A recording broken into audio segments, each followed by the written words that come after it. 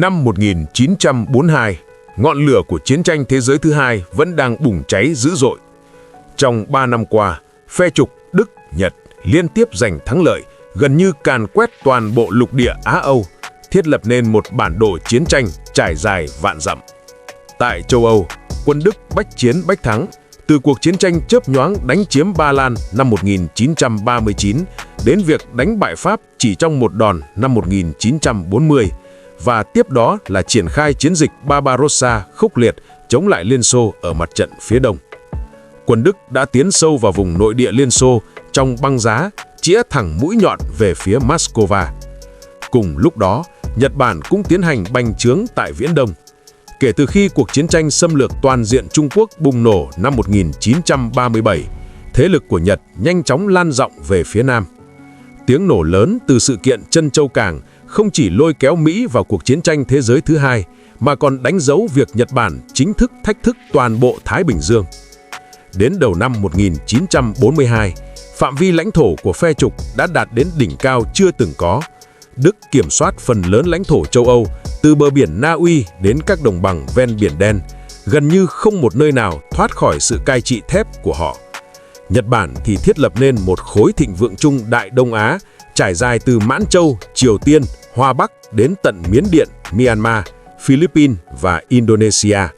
Kiểm soát số dân lên tới 500.000 người, thâu tóm đầy đủ các nguồn tài nguyên và những vị trí chiến lược trọng yếu. Nhìn vào tình hình chiến sự lúc bấy giờ, phe trục đang trên đà thắng thế, trong khi phe đồng minh lại rơi vào tình thế cực kỳ bị động. Kết cục của cuộc chiến dường như đang lao điên cuồng về một hướng duy nhất. Gót sắt của phe trục sẽ tiếp tục tiến bước cho đến khi cả thế giới phải khuất phục. Tuy nhiên, lịch sử không phải là một kịch bản diễn ra theo đường thẳng. Năm 1942, ngay vào thời khắc cuộc chiến tưởng chừng như tăm tối nhất, cán cân lực lượng đang âm thầm thay đổi. Năm 1942, bước ngoặt của chiến tranh tiêu hao. Bước sang năm 1942, chiến tranh đã thay đổi hoàn toàn nhịp độ vận hành của thế giới. Ngọn lửa chiến sự lan rộng toàn cầu, các chiến trường lớn đồng loạt khai hỏa và hầu hết các cường quốc trên thế giới đều đã bước vào trạng thái thời chiến. Chiến tranh thế giới thứ hai cũng chính thức bước vào giai đoạn chiến tranh tiêu hao toàn diện. Để đáp ứng mức độ tiêu hao khổng lồ nơi tiền tuyến, các quốc gia đã chuyển dịch ngày càng nhiều nguồn lực dân sự sang sản xuất công nghiệp quốc phòng. Đối với bất kỳ quốc gia nào, cuộc chiến lúc này không còn chỉ là câu chuyện của binh lính và sĩ quan, mà đã trở thành một cuộc chiến tranh về tài nguyên, liên quan mật thiết đến vận mệnh của cả dân tộc. Để giành chiến thắng, dù là người lính xông pha nơi tiền tuyến hay người dân lao động ngày đêm ở hậu phương, tất cả đều phải dốc toàn lực. Đặc biệt là tại Liên Xô, tiền tuyến không chỉ thiếu súng và pháo, mà ngay cả thép, cao su, xăng dầu và lương thực cũng đối mặt với tình trạng thiếu hụt nguồn cung nghiêm trọng. Vì lẽ đó, chính quyền Liên Xô đã thực hiện việc điều phối tài nguyên theo phương thức tổng động viên toàn dân. Nồi sắt trong nhà dân được nung chảy để đúc thành lớp giáp xe tăng, chậu đồng và ấm đồng được thu hồi để chế tạo vỏ đạn. Những quả chuông lớn trong nhà thờ bị tháo rỡ, phần kim loại được đưa thẳng đến các nhà máy quân sự. Phụ nữ, người già và trẻ em lần lượt bước vào nhà máy để thay thế cho lực lượng lao động đã lên đường ra mặt trận. Chính phủ Liên Xô còn phát động phong trào quyên góp kim loại trên toàn quốc. Mỗi 1 kg đồng hay sắt quyên góp được đều được xem là một sự cống hiến vô tư cho Tổ quốc. Thậm chí, chỉ cần giao nộp một chiếc chìa khóa cũ cũng sẽ nhận được thư tuyên dương. Trong suốt cuộc chiến, các nước không chỉ so kè về sức mạnh quân đội, mà còn so về khả năng điều phối tài nguyên đến mức cực hạn. Một chiếc nồi sắt được thu hồi tái chế rất có thể sẽ biến thành lớp giáp xe tăng trên chiến trường. Năm 1941-1942, từ thất bại tại Moscow đến chiến lược dầu mỏ. Quay lại chủ đề chính, chúng ta hãy lùi thời gian về mùa đông năm 1941.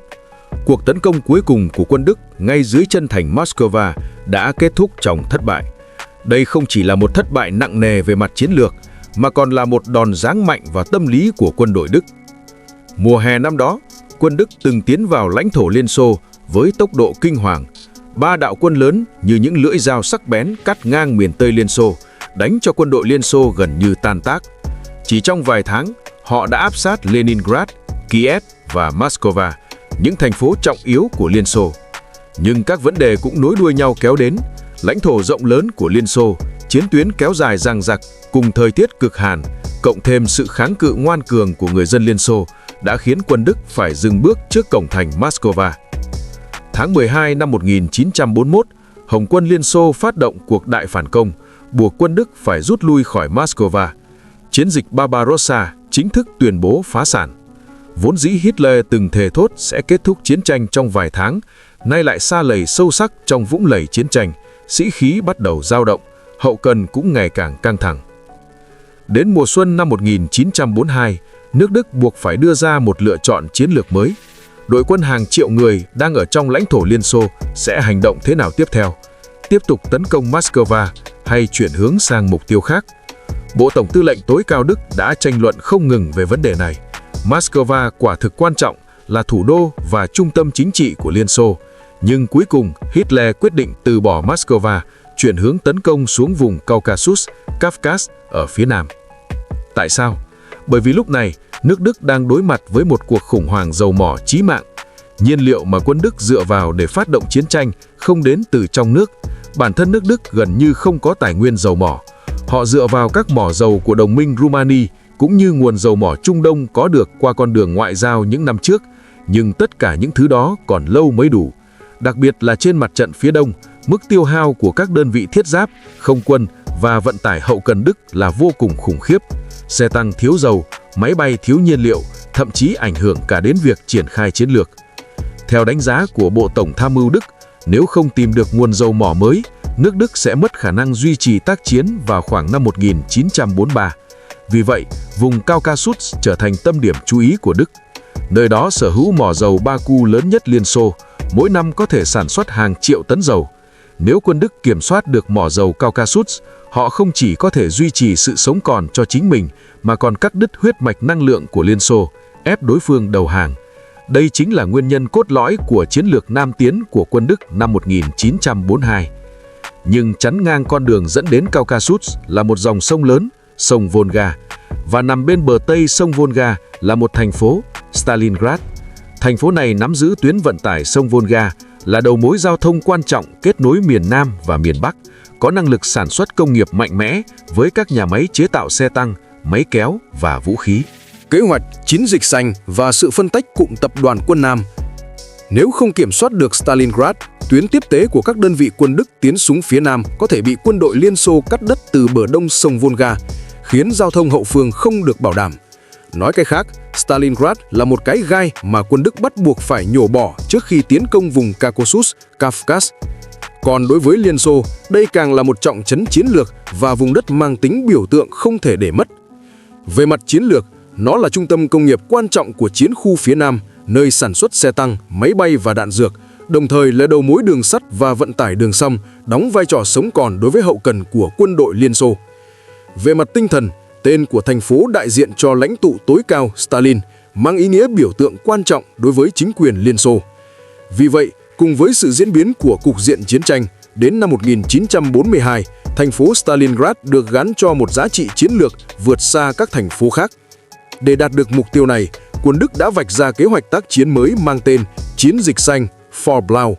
Theo kế hoạch này, cụm tập đoàn quân Nam của Đức đang tập trung tại Ukraine được chia làm hai phần, cụm tập đoàn quân A và cụm tập đoàn quân B. Cụm tập đoàn quân A do thống chế Wilhelm List chỉ huy, biên chế gồm tập đoàn quân số 17 và tập đoàn quân xe tăng số 1. Nhiệm vụ tiến thẳng đến Caucasus để đánh chiếm các mỏ dầu tại Baku. Cụm tập đoàn quân B do thống chế Fedor von Bock chỉ huy, biên chế gồm tập đoàn quân số 6 và tập đoàn quân xe tăng số 4, cùng với liên quân phe trục gồm các đơn vị của Rumani, Italia và Hungary. Nhiệm vụ kiểm soát sông Volga và đánh chiếm Stalingrad. Về phía Liên Xô, Andrei Yeryomenko được bổ nhiệm làm tư lệnh phương diện quân Tây Nam, trong văn bản gốc đọc trạch là Dạ Liêu Miến Khoa, còn Nikita Khrushchev giữ chức chính ủy, cùng chịu trách nhiệm phòng thủ Stalingrad. Cứ như vậy, bánh xe chiến tranh chậm chậm quay, hai đội quân khổng lồ như cuồng phong và lửa dữ đang áp sát Stalingrad. Tiếp theo đó, một trận chiến địa ngục với quy mô chưa từng có trong lịch sử sắp sửa bùng nổ. Khởi động chiến dịch xanh và mệnh lệnh không lùi một bước.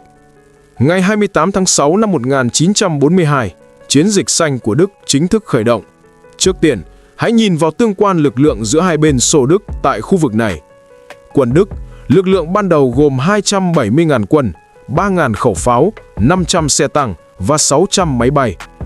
Quân đội Liên Xô, lực lượng ban đầu gồm 190.000 quân, 2.200 khẩu pháo, 400 xe tăng và 300 máy bay. Như vậy, ngay khi chiến sự nổ ra, quân Đức đã chiếm ưu thế về số lượng. Hàng chục sư đoàn Đức như hổ xuống núi lao về phía mục tiêu.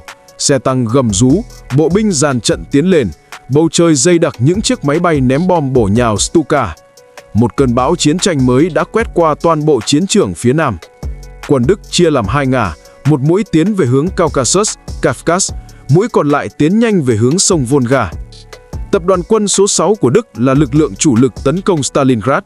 Chỉ huy đơn vị này là Friedrich Paulus, một vị tướng do đích thân Hitler bổ nhiệm.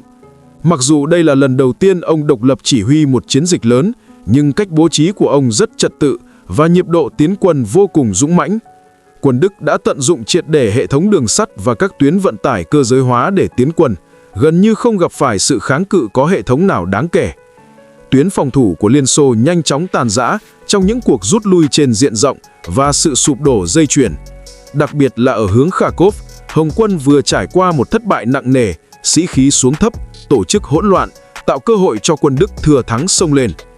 Ngày 23 tháng 8 năm 1942, các đơn vị tiên phong của Đức đã xuyên thủng tuyến phòng thủ Stalingrad và lần đầu tiên chạm tới bờ sông Volga. Đây là một mốc thời gian cực kỳ quan trọng. Chính trong ngày hôm đó, Hitler ra lệnh cho không quân Đức thực hiện ném bom giải thảm, báo hỏa xuống Stalingrad. Hơn 1.000 lượt máy bay ném bom của Đức đã luân phiên xuất kích, trút xuống hàng ngàn tấn bom đạn. Thành phố chìm trong biển lửa, khu nhà máy khói đặc cuộn trào, các khu dân cư sụp đổ trong tiếng nổ. Hàng vạn thường dân đã thiệt mạng trong cuộc tập kích. Các nhà sử học ước tính, chỉ riêng trong ngày 23 tháng 8 đã có hơn 40.000 người chết vì không kích. Trong mắt các tướng lĩnh Đức, đây là một đòn đánh mang tính răn đe hủy diệt. Họ tin rằng cường độ không kích khủng khiếp như vậy đủ để đập tan ý chí kháng cự của quân đội Liên Xô, cũng như dọn đường cho cuộc tấn công trên bộ ngay sau đó. Tuy nhiên, họ không hề nhận ra rằng thứ họ vừa ném bom không phải là một thành phố dễ dàng chiếm đóng, mà là một nơi sắp biến thành địa ngục trần gian, một chiếc cối xay thịt thực sự. Đối mặt với đại quân áp sát biên giới, Stalin đã quả quyết hạ lệnh Stalingrad tuyệt đối không được mất. Vì mục đích này, Bộ Tổng tư lệnh tối cao Liên Xô đã ban hành mệnh lệnh số 227, nổi tiếng với khẩu hiệu không lùi một bước, Nishagu Nazad. Trong mệnh lệnh này quy định rõ, bất kỳ kẻ nào tự ý rút lui sẽ bị xử quyết tại chỗ. Phía sau chiến tuyến, các đội đốc chiến hoặc đơn vị chặn hậu được thiết lập với nhiệm vụ nổ súng vào những binh sĩ cố tình đào ngũ. Từ đó, tư duy của toàn bộ tuyến phòng thủ Liên Xô bắt đầu đảo chiều, từ giữ mạng sống chuyển sang tử thủ. Chiến thuật ôm thớt lưng địch và cuộc chiến trong lòng thành phố. Sau các đợt không kích, Tập đoàn quân số 6 của Đức bắt đầu mở cuộc tấn công toàn diện vào khu vực nội đô. Các đơn vị dưới quyền chỉ huy của tướng Friedrich Paulus triển khai mũi tiến công từ 3 hướng, Bắc, Tây và Nam. Mục tiêu là nhanh chóng xuyên thủng tuyến phòng thủ đô thị của quân đội Liên Xô, ép chặt họ về phía bờ sông Volga và tiêu diệt hoàn toàn. Ban đầu, quân Đức quả thực đã đạt được những tiến triển rõ rệt. Với trang bị tinh nhuệ, sĩ khí lên cao cùng sự yểm trợ hung hậu của pháo binh, xe tăng và không quân, chỉ trong vài ngày ngắn ngủi, quân Đức đã kiểm soát được phần lớn khu công nghiệp ở ngoại vi thành phố, bao gồm nhà máy máy kéo và nhà máy hóa chất ở phía bắc Stalingrad. Nhưng các vấn đề cũng lập tức nảy sinh. Địa hình của Stalingrad vô cùng phức tạp. Thành phố chạy dài dọc theo sông Volga hàng chục km với các khu phố san sát và nhà xưởng dày đặc. Quân Đức vốn sở trường lối đánh thọc sâu nhanh chóng và bao vây diện rộng, Blitzkrieg, chứ không quen việc phải nhích từng chút một giữa những đống đổ nát. Đối thủ của họ là những người lính Hồng quân đã sẵn sàng tử thủ, đặc biệt là Tập đoàn quân 62 của Liên Xô. Tướng Vasily Chuikov được bổ nhiệm làm tư lệnh trong lúc lâm nguy, lãnh đạo Tập đoàn quân 62 tử thủ nội đô Stalingrad.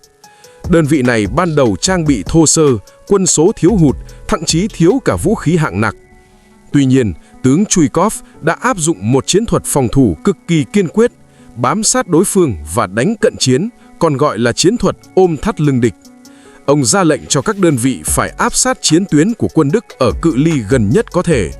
Bằng cách này, hỏa lực pháo binh và không quân vượt trội của Đức trở nên vô dụng vì họ không thể dội bom khi không phân biệt được đâu là quân mình, đâu là quân địch. Lính Hồng quân ẩn nấp trong các đống đổ nát, tầng hầm, đường ngầm và những bức tường siêu vắt đổ để bất ngờ tập kích kẻ thù. Quân Đức gọi chiến thuật này là Rattenkrieg, chiến tranh của những con chuột. Đây không phải là một phép ẩn dụ mà là trải nghiệm thực tế.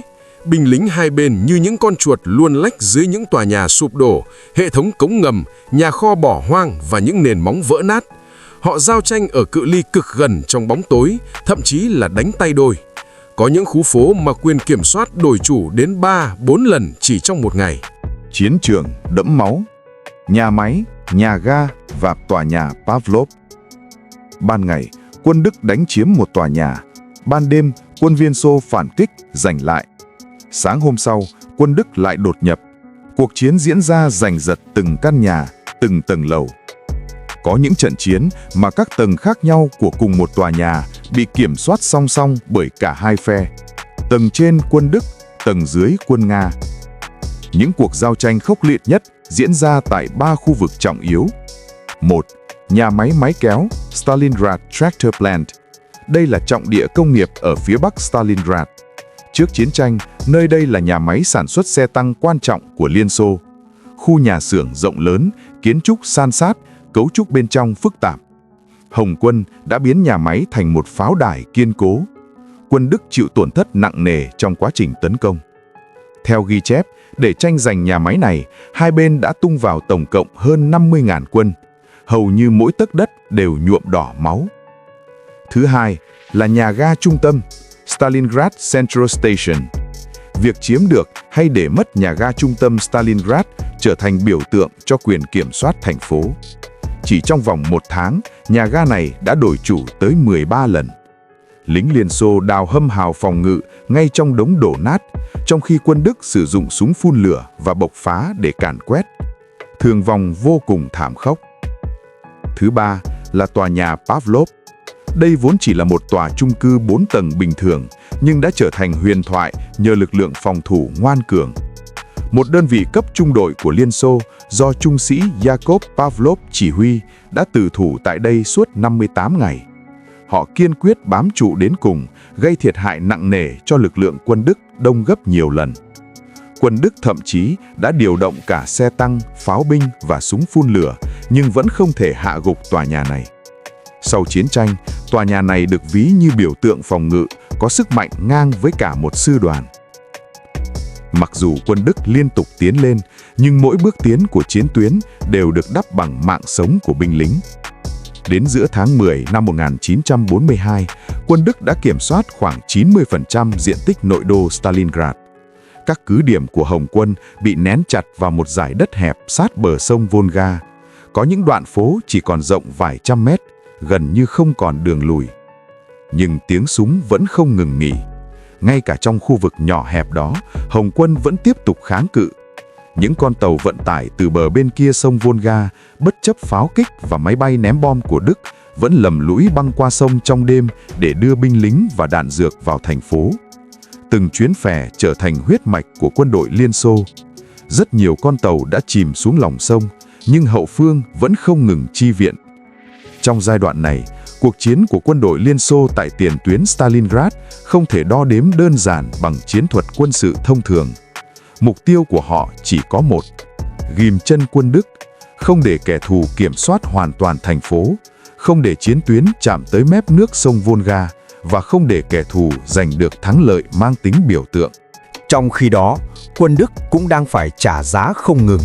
Sự thay đổi thời tiết trở thành một trong những kẻ thù lớn nhất của quân đội Đức. Khi bước sang tháng 11, nhiệt độ tại khu vực Stalingrad bắt đầu giảm mạnh. Ban đêm đã xuống thấp tới âm 20 độ C.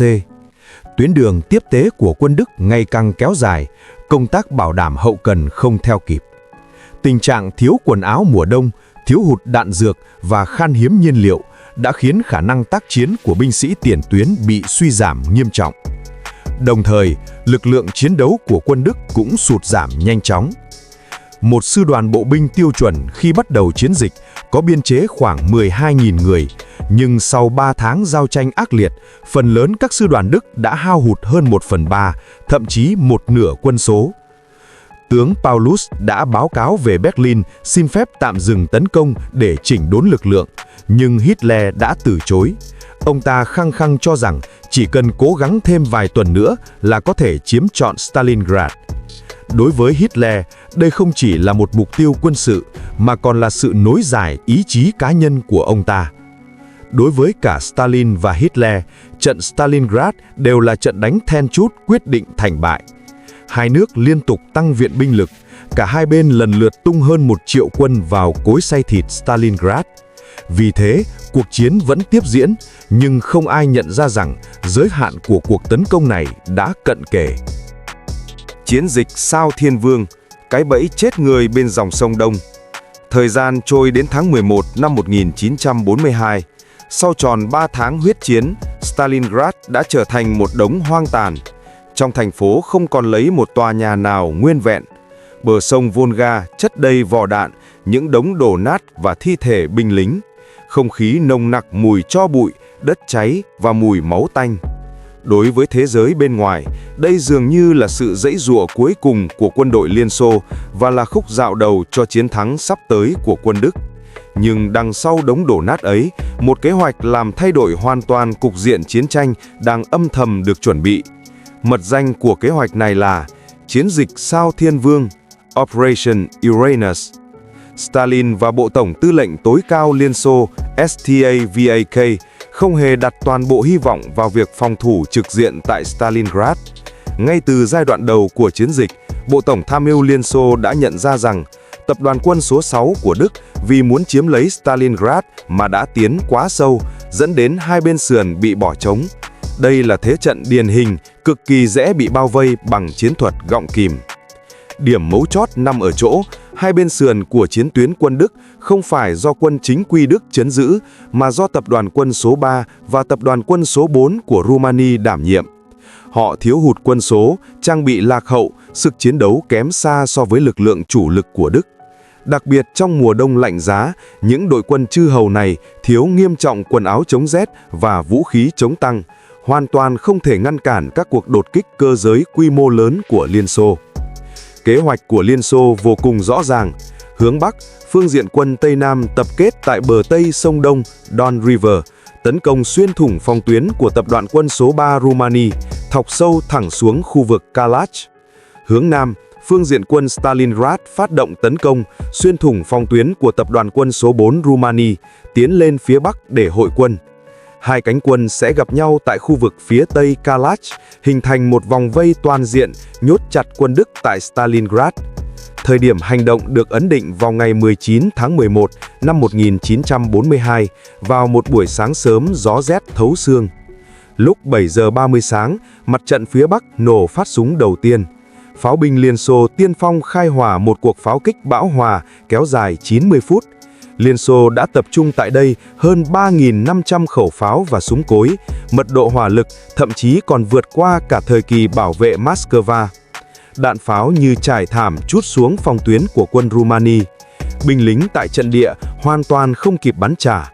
Hệ thống liên lạc, tiền duyên phòng ngự và các hỏa điểm gần như bị phá hủy hoàn toàn chỉ trong vài giờ. Ngay sau đó, tập đoàn quân xe tăng số 5 và tập đoàn quân 21 của Liên Xô từ trong màn sương dày đặc bất ngờ đột kích. Họ được trang bị loại xe tăng T-34 đời mới với khả năng cơ động cực cao.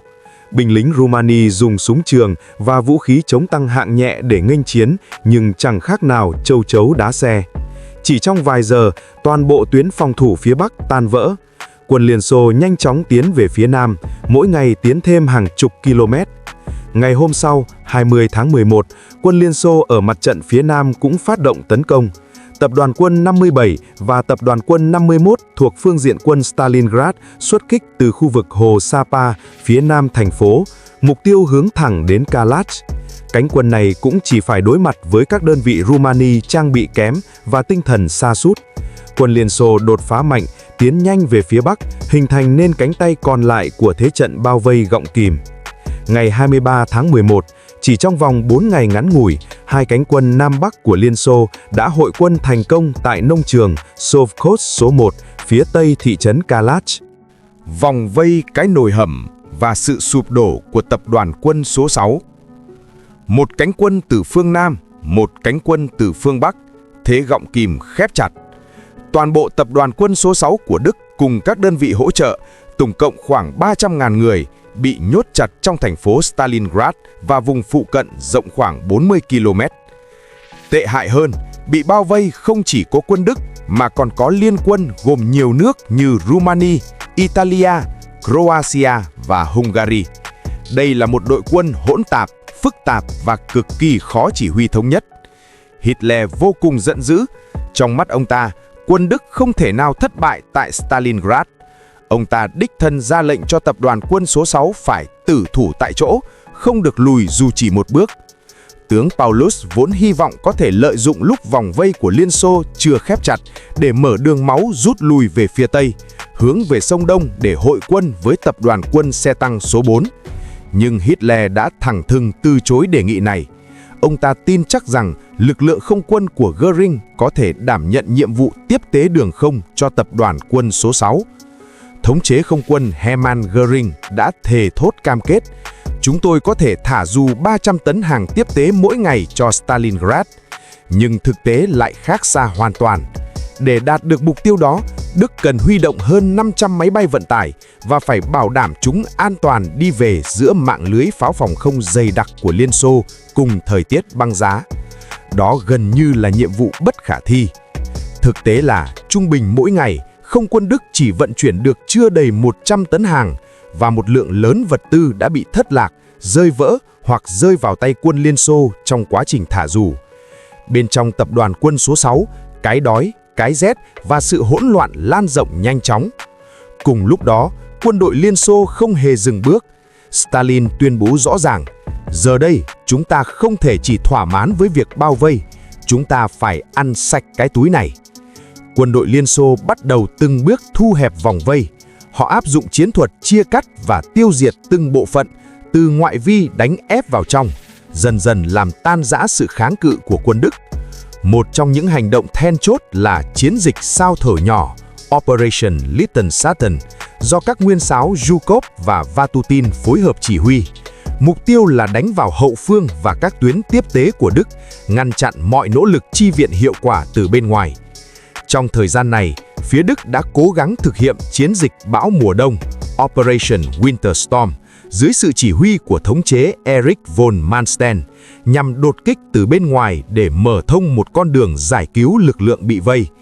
Một đơn vị tiên phong của tập đoàn quân xe tăng số 4 Đức thực sự đã tiến đến rất gần, chỉ cách tập đoàn quân số 6 vài chục km. Tuy nhiên, do binh lực không đủ, tuyến tiếp tế quá dài, cộng thêm việc Paulus không được phép đánh nống ra để hội quân, nỗ lực giải cứu này cuối cùng đã thất bại. Tập đoàn quân số 6 chính thức bị cô lập hoàn toàn. Đến cuối tháng 12, nhiệt độ tại Stalingrad đã tụt xuống âm 30 độ C. Binh lính của Paulus buộc phải ăn thịt ngựa, dây lưng da, vỏ cây, thậm chí có ghi chép về việc ăn xác chết để duy trì sự sống. Rất nhiều binh sĩ bị mất bàn chân và ngón tay do tê tóng, bệnh hoại thư lan tràn toàn quân, đạn dược cạn kiệt, sĩ khí sụp đổ. Trong văn bản gốc là thấp khí hoặc độ ẩm, tôi đã sửa lại thành sĩ khí. Bệnh tật và sự tuyệt vọng lan nhanh như bệnh dịch. Ngày 10 tháng 1 năm 1943, quân đội Liên Xô triển khai đòn đánh cuối cùng là chiến dịch cái vòng Operation Ring. Chỉ trong vòng 10 ngày, quân Liên Xô tổng tấn công từ 4 phương 8 hướng, từng bước nén chặt trận địa của quân Đức.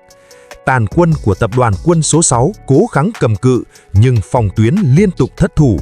Lương thực cạn kiệt, đạn dược hết nhẵn, vũ khí hạng nặng hư hại hoàn toàn. Ngày 30 tháng 1 năm 1943, Hitler ra quyết định thăng cấp đặc kết cho Paulus lên hàm thống chế General Feldmarschall nhằm khích lệ ông ta tiếp tục kháng cự. Lý do là trong lịch sử nước Đức, Chưa từng có một vị thống chế nào bị quân địch bắt sống. Ý đồ của Hitler rất rõ ràng, ông ta hy vọng Paulus sẽ chiến đấu đến cùng hoặc tự sát để tuẫn quốc. Nhưng sự việc diễn ra trái ngược.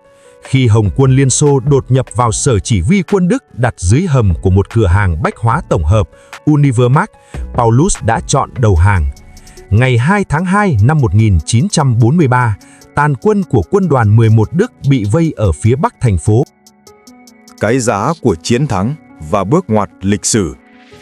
Trận Stalingrad là một trong những chiến dịch có quy mô lớn nhất và cục diện thảm khốc nhất trong chiến tranh thế giới thứ hai. Kéo dài hơn 6 tháng, cả Liên Xô và Đức đều tung vào đây binh lực khổng lồ và phải trả những cái giá cực kỳ đắt. Trong suốt chiến dịch Stalingrad, nước Đức và các đồng minh phe trục đã huy động khoảng 1,04 triệu quân. Liên Xô huy động khoảng 2,5 triệu quân.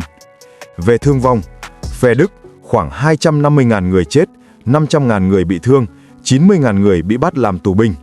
Tổng thiệt hại khoảng 840.000 người. Phe Liên Xô khoảng 480.000 người hy sinh, 650.000 người bị thương. Tổng thương vong lên tới 1,13 triệu người.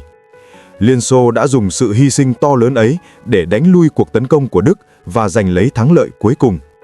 Tại Berlin, Hitler chìm vào im lặng. Ông ta vô cùng bàng hoàng trước sự sụp đổ của tập đoàn quân số 6, nhưng lại không chịu thừa nhận sai lầm chí mạng trong quyết sách của mình. Về mặt chiến lược, thất bại của Đức tại Stalingrad đã thay đổi hoàn toàn cán cân lực lượng ở mặt trận phía đông. Trước đó, quân Đức luôn nắm quyền chủ động. Ngay cả khi thất bại trước cổng Moscow, họ vẫn có thể tái tổ chức để tấn công trở lại. Nhưng sau Stalingrad, quân Đức mất đi một lượng lớn binh lực tinh nhuệ và vật tư chiến tranh, việc bổ sung trở nên vô cùng khó khăn. Ngược lại, Liên Xô dựa vào nguồn nhân lực và vật lực khổng lồ để từng bước nắm lấy quyền chủ động chiến lược.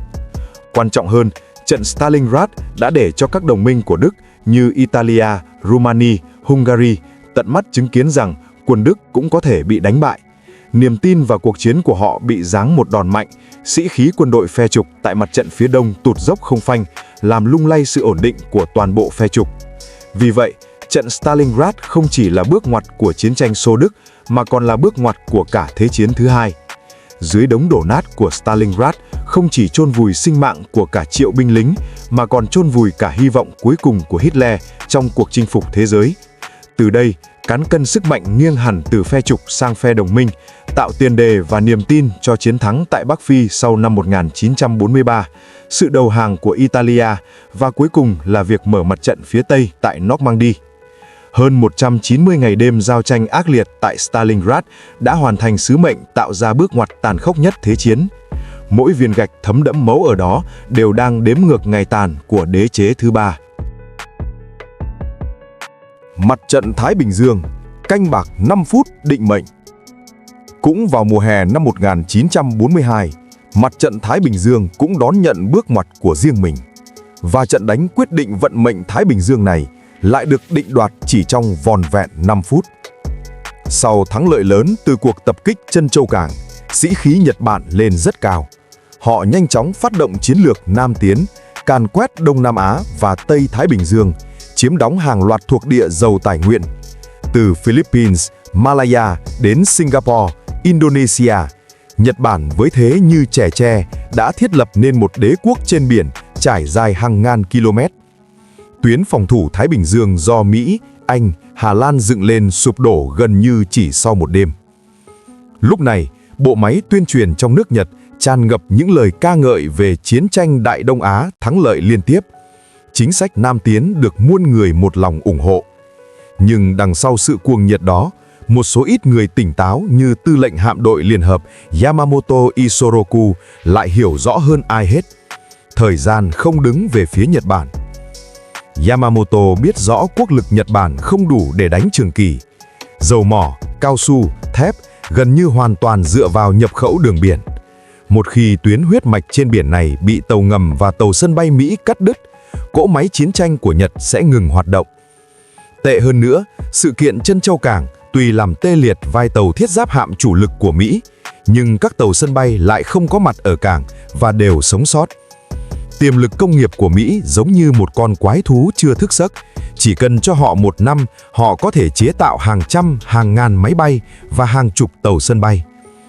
Nhật Bản chỉ có một cơ hội duy nhất, tiêu diệt hạm đội chủ lực của Mỹ trước khi họ kịp tái thiết, ép Mỹ phải ký hiệp ước đình chiến. Vì thế, Yamamoto đã đặt cược tất cả vốn liếng vào một canh bạc lớn, kế hoạch tác chiến Midway, mật danh chiến dịch MI. Tại sao lại chọn Midway? Nó chỉ cách Hawaii hơn 1.000 hải lý, gần lãnh thổ Mỹ hơn bất kỳ đảo nào Nhật đã chiếm. Kiểm soát Midway không chỉ uy hiếp chân châu cảng mà còn phong tỏa tuyến hàng hải Thái Bình Dương. Quan trọng nhất, đây là một miếng mồi ngon. Yamamoto hy vọng quân Mỹ vì muốn giữ Midway sẽ buộc phải tung tàu sân bay giả nghênh chiến. Đó chính là cơ hội để Nhật Bản tiêu diệt sức mạnh tàu sân bay của Mỹ trong một trận đánh trực diện.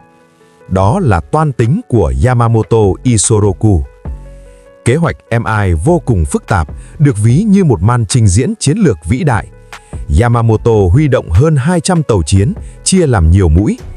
Mũi tấn công chính là lực lượng cơ động số 1, Kido Butai, do Phó Đô đốc Nagumo Chuichi chỉ huy, gồm 4 tàu sân bay, Akagi, Kaga, Soryu, Hiryu tiến thẳng đến Midway. Mũi nghi binh tấn công quần đảo Aleutian ở phương Bắc để gây rối loạn, khiến Mỹ lầm tưởng mục tiêu thật sự ở đó. Tàu ngầm bố trí trước trên các tuyến quân Mỹ có thể đi qua để trinh sát và đánh chặn. Chủ lực hạm đội do chính Yamamoto chỉ huy đi sau để dọn dẹp tàn quân Mỹ. Kế hoạch chi tiết đến mức sắp xếp từng mốc thời gian hành động mỗi giờ, điều phối cả hạm đội chính xác như những bánh răng cỗ máy. Ít nhất là trên giấy tờ thì hoàn hảo. Những kế hoạch hoàn hảo này lại chứa đựng 3 tử huyệt.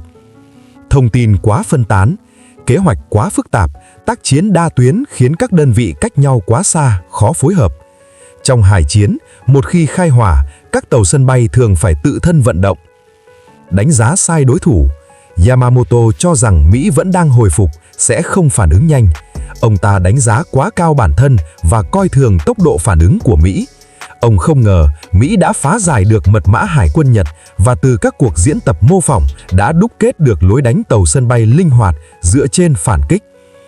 Coi thường yếu tố tình báo và hậu cần, hạm đội Nhật tác chiến cách căn cứ 2.000 km, việc tiếp thí vô cùng khó khăn, trong khi Mỹ được đánh ngay trước cửa nhà với lợi thế hậu cần to lớn. Điều chí mạng nhất là Nhật Bản tưởng mình là thợ săn nhưng không hề biết rằng mình đã lộ diện hoàn toàn trong ống ngắm của kẻ địch. Đó là cục diện trước trận Midway.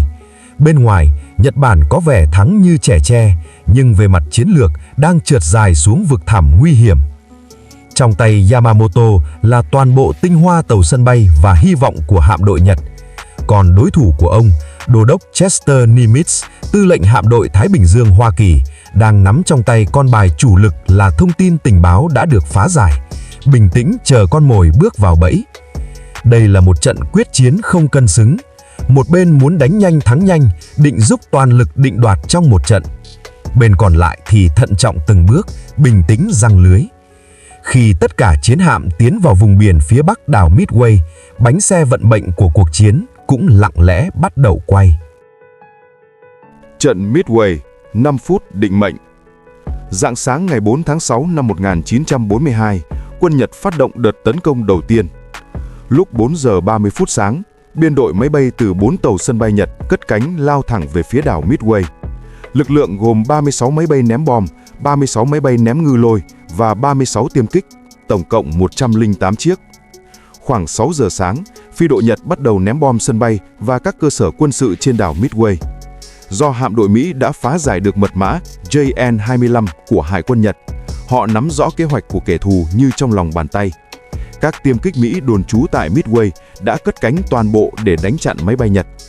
Khoảng 7 giờ sáng, đợt tấn công thứ nhất của Nhật bắt đầu quay trở về. Tuy nhiên, hệ thống phòng thủ của Mỹ trên đảo Midway vẫn chưa bị phá hủy hoàn toàn.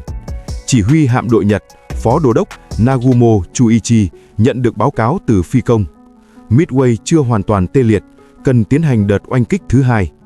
Vì vậy, Nagumo ra lệnh thay đổi vũ khí cho số máy bay đang chờ sẵn trên bong, vốn được trang bị ngư lôi để tấn công hạm đội Mỹ, sang bom nổ mạnh để tấn công mục tiêu mặt đất. Quyết định này ảnh hưởng trực tiếp đến cục diện trận chiến, bởi lúc này hai tàu sân bay Mỹ là USS Hornet và USS Enterprise đã xuất kích, hướng về phía hạm đội Nagumo, cách đó 200 hải lý. 7 giờ 15 phút sáng, Nagumo ra lệnh đưa các máy bay trên tàu Akagi và Kaga xuống hầm chứa để tháo ngư lôi và lắp bom. Tuy nhiên, không lâu sau đó, Nagumo bất ngờ nhận được tin báo từ máy bay trinh sát. Phát hiện 10 tàu chiến Mỹ cách Midway khoảng 240 hải lý, trong đó có ít nhất một tàu sân bay. Nagumo lại vội vã ra lệnh ngừng lắp bom, đưa máy bay trở lại hầm để lắp lại ngư lôi. Sam tàu sân bay Nhật trở nên hỗn loạn cực độ. Máy bay bị di chuyển lên xuống liên tục. Để tranh thủ thời gian, những quả bom vừa tháo ra bị vứt bừa bãi ngay trên sàn bom và trong hầm chứa máy bay mà không kịp đưa về kho đạn an toàn. 8 giờ 30 phút sáng, nhóm máy bay tấn công đợt 1 quay về đến hạm đội cùng với các tiêm kích làm nhiệm vụ hộ tống CAP đều cần hạ cánh để tiếp nhiên liệu. Nagumo rơi vào tình thế tiến thoái lưỡng nan. Sau một hồi do dự, để tránh tổn thất máy bay khi hạ cánh, ông quyết định trì hoãn việc tấn công hạm đội Mỹ. Ông chọn phương án an toàn, thu hồi toàn bộ máy bay đợt 1 và tiêm kích hộ tống trước, sau đó mới tái tổ chức lực lượng để tấn công hạm đội Mỹ. Thời gian trôi đến 10 giờ 20 phút sáng. Trên bầu trời, các phi đội máy bay ném bom bổ nhào SBD Dauntless cất cánh từ tàu USS Enterprise và USS Hornet. Sau một hồi vất vả tìm kiếm, cuối cùng đã phát hiện ra hạm đội Nagumo qua những đám mây. Hơn 50 chiếc máy bay ném bom bổ nhào chia làm hai nhóm, ập xuống đầu các tàu sân bay Nhật từ hai phía. Hạm đội Nhật lúc này đang trong tình trạng hỗn loạn, hoàn toàn không kịp phản ứng. Và rồi, 5 phút định mệnh kinh hoàng nhất trong lịch sử chiến tranh Thái Bình Dương diễn ra. Tàu sân bay Kaga trúng đạn đầu tiên, ít nhất 4 quả bom kích nổ xăng máy bay và bom đạn rải rác trên sàn, biến con tàu thành biển lửa. Tàu sân bay Soryu trúng 3 quả bom, đài chỉ huy bị phá hủy, sàn đáp nứt toác. Soái hạm Akagi cũng lãnh trọn 3 quả bom. Thực tế lịch sử là 1 quả trúng đích gây nổ dây chuyền, 2 quả xuyết trúng, gây ra chuỗi vụ nổ dây chuyền mất kiểm soát. Chỉ trong 5 phút, 3 tàu sân bay chủ lực của Nhật bị trọng thương và sau đó đều chìm. Hệ thống chỉ huy của hạm đội Nhật tê liệt, thương vong vô cùng thảm khốc. Sự sụp đổ của Hải quân Nhật và kết cục trận chiến. Sau 5 phút kinh hoàng đó, quân Nhật chỉ còn lại tàu sân bay Hiryu là nguyên vẹn. Chuẩn đô đốc Yamaguto Tamon, tư lệnh hạm đội tàu sân bay số 2, quyết định đánh cược tất cả, được ăn cả, ngã về không. Ông nhanh chóng tổ chức phản công. Đợt phản kích đầu tiên diễn ra lúc 11 giờ trưa. 18 máy bay ném bom bổ nhào của Nhật đánh trúng tàu sân bay USS Yorktown của Mỹ, khiến nó hư hại nặng. Lúc 1 giờ 30 phút chiều, Hiryu tung đợt phản kích thứ hai. Ngư lôi đánh trúng Yorktown lần nữa, buộc thủy thủ Mỹ phải bỏ tàu. Nhưng cũng chính vì vậy, Hiryu đã lộ vị trí. Đến 4 giờ chiều, máy bay ném bom từ tàu USS Enterprise tìm thấy Hiryu. Vài quả bom trúng đích kích nổ kho đạn, khiến con tàu bị tàn phá nặng nề. Rạng sáng hôm sau, không thể cứu vãn, tàu Hiryu bị chính tàu khu trực Nhật phóng ngư lôi đánh chìm. Hy vọng phản kích cuối cùng của Nhật Bản tan thành mây khói. Từ ngày 5 đến ngày 7 tháng 7, hạm đội Nhật mất 4 tàu sân bay bắt đầu rút lui toàn diện. Trận Midway kết thúc. Nhìn lại toàn bộ trận chiến, Mỹ đã dựa vào hệ thống tình báo xuất sắc và sự bố trí tài tình để tiêu diệt trọn gói 4 tàu sân bay Nhật, dù thoa kém về số lượng tàu và máy bay. Mỹ mất 1 tàu sân bay Yorktown, 140 máy bay, 362 người thiệt mạng. Nhật Bản mất 4 tàu sân bay chủ lực, 248 máy bay, 3.007 người thiệt mạng. Đối với Nhật Bản, việc mất đi 4 tàu sân bay cùng lớp phi công dày dặn kinh nghiệm là vết thương không bao giờ lành. Từ đây, Nhật vĩnh viễn mất khả năng phát động tấn công quy mô lớn trên Thái Bình Dương, quyền chủ động chiến lược rơi vào tay người Mỹ. Mỹ bắt đầu triển khai chiến thuật nhảy cừu, Island Hopping, từng bước áp sát Nhật Bản. Mặt trận Bắc Phi, Cáo Sa Mạc và chiến dịch El Alamein. Tháng 10 năm 1942, tại châu Phi, một trận quyết chiến thay đổi vận mệnh chiến trường Bắc Phi cũng sắp bùng nổ. Trong một năm qua, quân Đúc quét ngang Bắc Phi. Thống chế Erwin Rommel, người được mệnh danh là Cáo Sa Mạc, với chiến thuật cơ động linh hoạt và bất ngờ, đã đánh đuổi người Anh khỏi Libya và áp sát Ai Cập. Đặc biệt, sau chiến dịch Gazala tháng 6 năm 1942, quân Anh sụp đổ, pháo đài Tobruk thất thủ, 30.000 quân Anh bị bắt làm tù binh. Chiến thắng này khiến Hitler phấn khích đến mức thăng hàm thống chế cho Rommel, khi đó mới chỉ là thượng tướng. quân của Rommel tiến đến El Alamein chỉ còn cách thủ đô Cairo 200 km và cách kênh đảo Suez chưa đầy 300 km. Nếu kênh đảo Suez, huyết mạch của đế quốc Anh, rơi vào tay Đức, Anh sẽ mất quyền kiểm soát Trung Đông và Đĩa Trung Hải. Trước tình thế nguy cấp, Thủ tướng Churchill bay đến châu Phi tháng 8 năm 1942, cách chức Auchinleck và bổ nhiệm tướng Bernard Montgomery nắm quyền chỉ huy tập đoàn quân số 8. Montgomery không vội phản công. Ông hiểu rằng thất bại trước đó là do thiếu chỉ huy rõ ràng và tiếp tế kém. Ông chọn chiến thuật phòng thủ chủ động, củng cố tuyến phòng ngự và tích lũy lực lượng. Ngược lại, Rommel dù danh tiếng lẫy lừng nhưng tuyến tiếp tế đã kéo quá dài, lại bị Hải quân Hoàng gia Anh và không quân đồng minh đánh phá dữ dội trên Địa Trung Hải. Nhiên liệu và đạn dược của Đức luôn trong tình trạng cạn kiệt. Bản thân Rommel cũng bị bệnh nặng, phải về Đức dưỡng bệnh vào cuối tháng 9 năm 1942. Tận dụng thời cơ, Montgomery chuẩn bị cho một cuộc tấn công tổng lực mang tên Chiến dịch Lightfoot, văn bản gốc là Quang Minh tác chiến, tên chuẩn lịch sử là Operation Lightfoot. Đây không phải là đánh úp, mà là một cuộc chiến tiêu hao hỏa lực bài bản. Đến giữa tháng 10 năm 1942, Montgomery tập hợp được 195.000 quân và hơn 1.000 xe tăng, trong khi liên quân Đức-Ý chỉ còn khoảng 116.000 quân và hơn 500 xe tăng, nhiều chiếc hỏng hóc và thiếu dầu. Ngày 24 tháng 10 năm 1942, lúc 2 giờ sáng, màn đêm yên tĩnh của sa mạc bị xé toạc, hàng ngàn khẩu pháo Anh đồng loạt khai hỏa. Tiếng pháo rền vang như sấm dậy, chiếu sáng cả chân trời. Chiến dịch Lightfoot bắt đầu bằng màn pháo kích kéo dài 5 tiếng đồng hồ. Dưới làn đạn pháo kích, bộ binh và công binh Anh tiến vào bãi mìn khổng lồ mà Rommel đã bố trí, được gọi là vườn quỷ Devil's Gardens. Hơn 500.000 quả mìn các loại được gài dày đặc. Công binh Anh phải dùng máy dò mìn do dẫm trong đêm để mở đường cho xe tăng. Ngày 24 tháng 10, tướng Đức chỉ huy tạm quyền là Georg Stumme đột tử vì đau tim trên chiến trường, khiến quân Đức rơi vào hỗn loạn. Đến ngày 25 tháng 10, Rommel mới vội vã quay lại Bắc Phi, nhưng tình thế đã rất bi đát, nhiên liệu cạn kiệt, quân Anh áp đảo hoàn toàn về quân số và hỏa lực.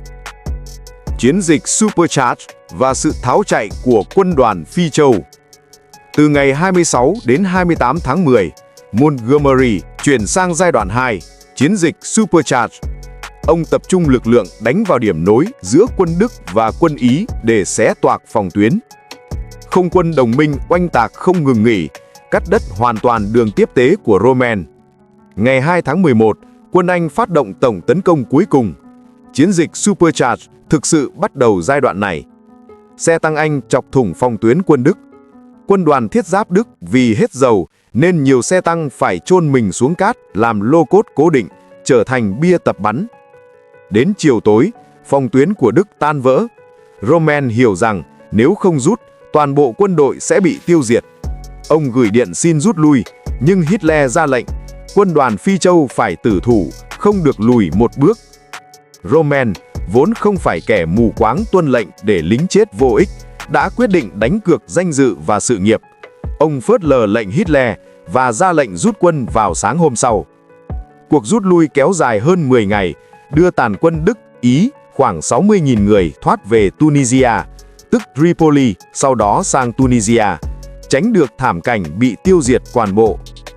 Trận El Alamein kết thúc, phe đồng minh thương vong 13.500 người, phe trục thương vong 20.000 người và 30.000 người bị bắt, phần lớn là quân Ý. Đây là lần đầu tiên quân Anh đánh bại quân Đức trong một trận đánh lớn trên bộ kể từ đầu chiến tranh. Ngay sau đó, ngày 8 tháng 11 năm 1942, quân Mỹ và Anh thực hiện chiến dịch Ngọn Đuốc Operation Torch, đổ bộ lên Maroc và Algeria, kẹp quân Đức vào giữa hai gọng kìm. Đến tháng 5 năm 1943, lực lượng phe trục tại Bắc Phi hoàn toàn đầu hàng. Tổng kết, năm 1942, sự đảo chiều của lịch sử. Từ góc độ toàn cầu, trận Stalingrad, trận Midway và trận El Alamein được coi là 3 bước ngoặt vĩ đại nhất của chiến tranh thế giới thứ hai. 3 trận chiến diễn ra ở 3 chiến trường khác nhau, Đông Âu, Thái Bình Dương, Bắc Phi, nhưng cùng hội tụ tại một mốc thời gian, chặn đứng đà tiến công của phe trục Đức, Ý, Nhật. Năm 1942 đánh dấu thời điểm phe trục rơi từ đỉnh cao xuống vực thẳm và cũng là điểm khởi đầu cho sự lội ngược dòng toàn diện của phe đồng minh. Từ những đống đổ nát đầy tuyết trắng ở Liên Xô đến vùng biển bao la ở Thái Bình Dương và sa mạc cát vàng nóng bỏng ở Bắc Phi, cán cân quyền lực đã thay đổi mãi mãi. Quyền chủ động chiến tranh không còn nằm trong tay Hitler hay Nhật Bản nữa.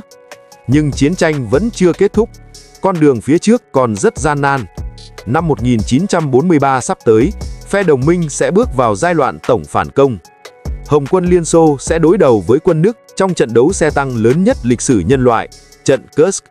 Liên quân Mỹ-Anh sẽ đổ bộ lên đảo Sicily, nước Ý sắp đầu hàng. Trên Thái Bình Dương, Mỹ sẽ bắt đầu chiến thuật nhảy cóp áp sát Nhật Bản. Những cuộc chiến tàn khốc hơn, những ván cờ phức tạp hơn đang chờ đợi thế giới. Những nội dung này sẽ được chúng tôi gửi đến các bạn trong tập 5, Cuộc phản công tuyệt địa. Kính mời quý vị đón xem.